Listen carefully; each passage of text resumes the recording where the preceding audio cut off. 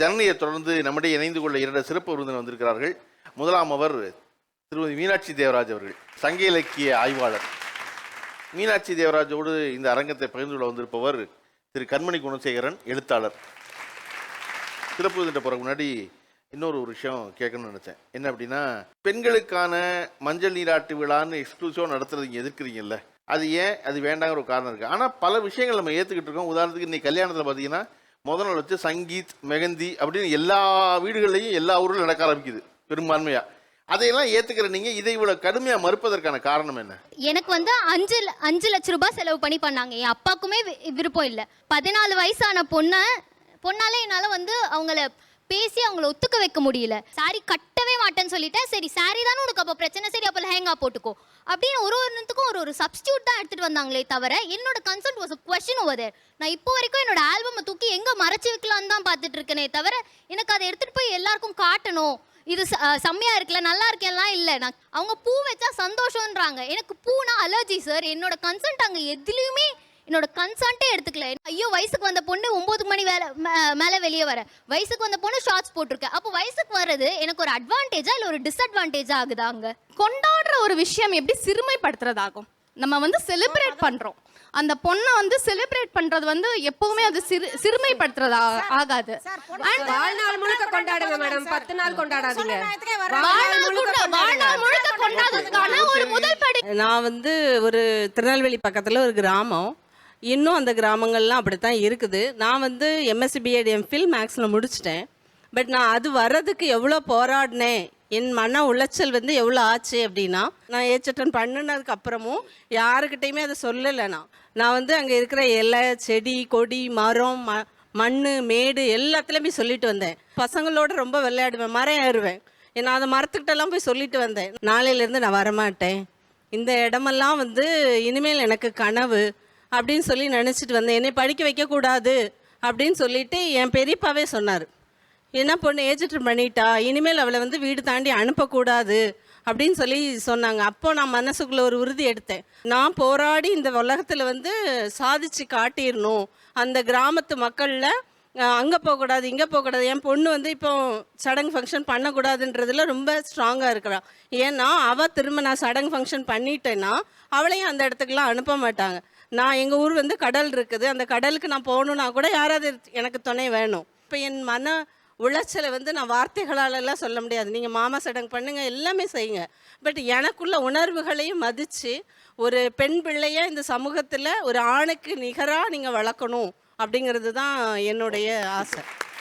பெண் பிள்ளைங்களை முதல்ல காலை விழ வைக்கிறதே அவங்க வந்து அவங்களுடைய அந்த மஞ்சள் நீராட்டு விழாவில் தான். நீங்கள் என்ன பண்ணுறீங்கன்னா, அங்கே ஆரம்பிக்கிற எங்கள் காலை விழுறது எல்லாத்துலேயும் விழ வச்சிடுறீங்க. எங்களுடைய அடிமைத்தனம் கூட சொல்ல மாட்டேன், இது மரியாதைன்ற பேரில் எங்கள் மேலே திணிக்கிறது என்னென்னா, எங்கள் சுயகௌரவம் வந்து எங்களை அறியாமையே, இது சுயகௌரவம்னு புரியாமையே நாங்கள் கீழே விழ ஆரம்பிக்கிறோம். இப்போ காலில் விழாம சார், பெரியவங்க கிட்ட ஆசீர்வாதம் வாங்குறதுக்கு காலில் விழாம, நாளைக்கு யாராச்சும் ஒருத்தர் அபியூஸ் பண்ணுறவங்க கிட்ட விட்டுருங்கன்னு காலில் விழக்கூடாதுன்றதுனால தான் இன்னைக்கு பெரியவங்க காலில் விழ சொல்றாங்க. அபியூஸ் பண்ணிக்கிறதுக்கு சம்மந்தமே கிடையாது. அதுதாங்க இன்னைக்கு பெரியவங்க காலில் விழற நீங்க தான். இதே நான் எப்படி தான் சொல்றேன், மகாராஷ்டிரா தானே ஒரே ஒரு நிமிஷம் மகாராஷ்டிரா தானே இருங்க. பெரியவங்க காலில் விழுந்து பழக்கம் ஏற்பட்டா, நான் பெரியவங்க காலில் விழுந்து தன்னை விட மூத்தவர்களை அறிவுல பண்புல எல்லாம் சிறந்தவர்களை காலில் விழுந்து கூப்பிடணும் தான் நான் நினைக்கிறேன். சரியா?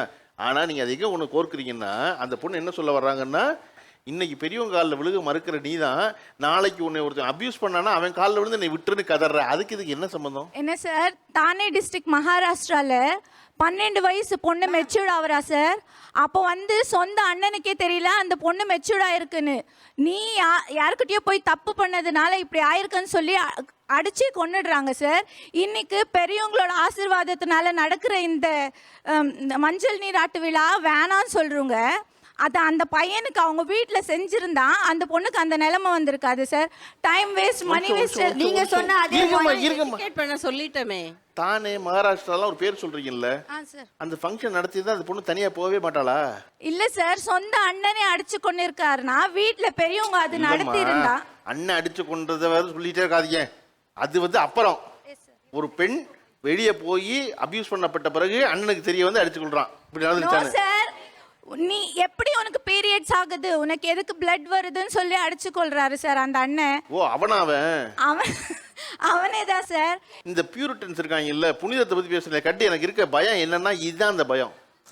பெரியவங்க காலில் விழுகிறதையும் சடங்கையும் முன்னோர்கள் முட்டாள் இல்லைங்க வாட்ஸ்அப்பை சேர்த்து கடைசிக்கு ஒன்று சேர்த்துட்டீங்கன்னா அந்த அண்ணன் இப்படி காரியத்தை செஞ்சானே அதுக்கு காரணமே அவனுக்கு அதை பத்தி தெரியாதுதான், சடங்கு நடத்தாதாங்கிறீங்க. அந்த அண்ணனுக்கு என்ன வயசு?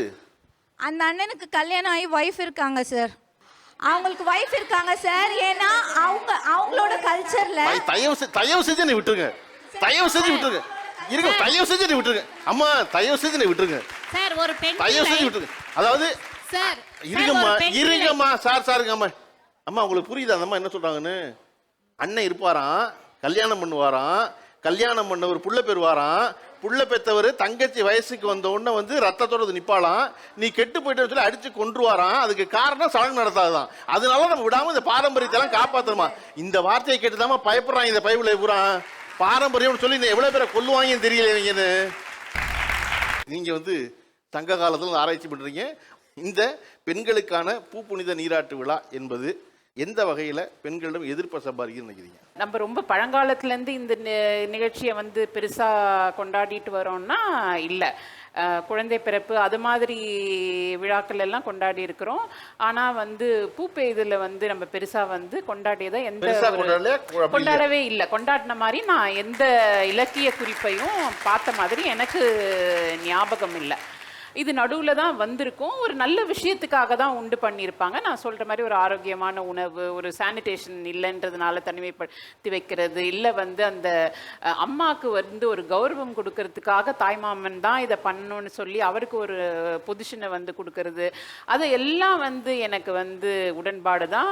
பொதுவாக எனக்கு வந்து விழாக்களை வந்து கண்டிப்பாக நம்ம வந்து கட்டி காக்கணும், அதை கொண்டாடணும். ஒவ்வொரு விழாக்கும் ஒரு அர்த்தம் இருக்குது, அதில் வர்ற ஒரு உணவுக்கும் ஒரு அர்த்தம் இருக்கு. அதனால வந்து நிறைய பேரோட பிழைக்கிறாங்க. ஒரு பெரிய ஒரு குட்டியா ஒரு இண்டஸ்ட்ரியும் சர்வைவ் ஆகுதுன்னு வந்து நம்புறவ தான் நான்.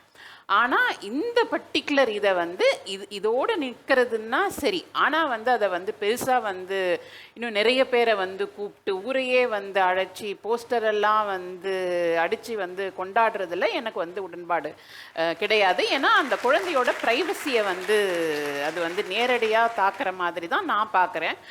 இப்போ என் குழந்தை வந்து என்ன ஒரு கல்யாணம் பண்ணிக்கவோ இல்லை வந்து அதன் பிறகு வந்து குழந்தையை வந்து பெற்றுக்கவோ ரெடின்றதுக்காக பண்ணியிருப்போம். ஆனால் இன்னைக்கு வந்து ஒரு பெண் வந்து அந்த ஒரு பரிமாணத்தில் மட்டும் வந்து கண்டிப்பாக வந்து சமூகம் பார்க்கலன்னு நான் நம்புகிறேன். பார்க்கவும் கூடாது.